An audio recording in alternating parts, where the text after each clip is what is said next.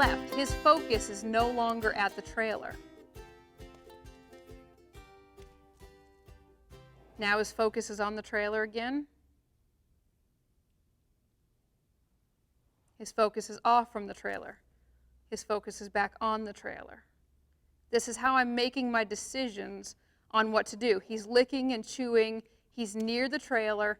This is not necessarily at this moment about me getting him on the trailer. But what would make me really happy is if I can get to where he consistently associates me annoying him and the release of the annoyance inside the trailer.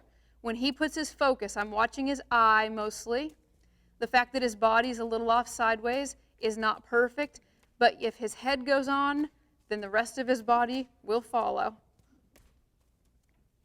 I'm going to leave him alone there. You'll notice that I dropped my body posture, my shoulders dropped down, the stick and string dropped down. That is what he's getting for a reward. So he's looking.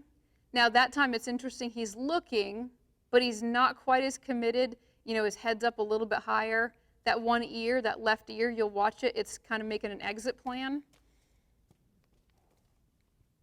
There he's more committed, not just because he's further in, but because both of his ears were there. But he's just kind of exploring thoughts. Both ears are in the trailer. They show you a lot of what they're looking at with their ears. So you can see there's two different thoughts going on. Horses have that ability with their eyes that we don't. Now we have different options here. I can stand and rest him here, it's a great place to stand and rest, or I can take him away. The one option I really don't want is him taking himself away. If I take him away, though, I'm going to pick up a lot more energy in his feet. That would be my goal if I took him away, would be to pick up a lot more energy in his feet.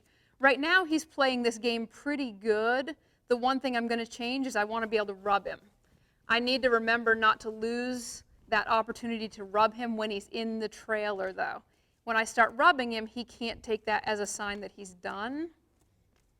When he looks away, I can't release the pressure when he looks over to the other side of the trailer. There's that hesitation there. That's a little bit of that trust where he's not quite sure about me being out here. At least he's not jumping when I jump. That's good. It doesn't bother me when he backs away. You'll notice I don't get upset and more intense. Even if he backed up like that time, he'd backed up 2 or 3 steps, where sometimes he's only been taking a half step. It's not an insult. He's just exploring options. And as long as I make the other options less appealing than the trailer, then he will eventually go in.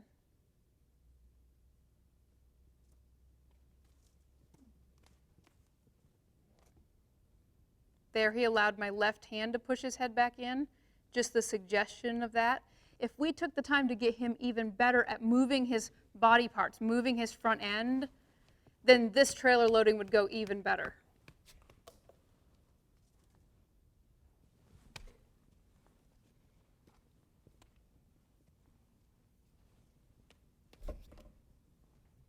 When the horses try to push you around with their shoulders, it's one of the most dangerous things that they can do because they're very powerful with their shoulder. His head is easier to control than his shoulder.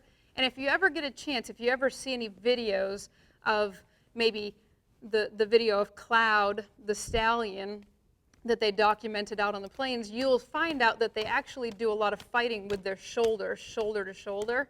So you'll see that when he gets pushy in his shoulder, that's a big problem for me. What I'm doing right now is I'm just redirecting him back into there.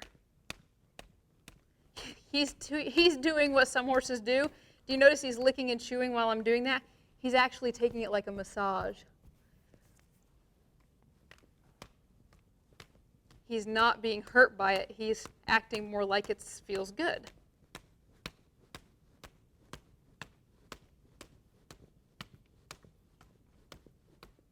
Even curling his lip. I'm going to make the decision to walk away from the trailer, and then we're going to work out here.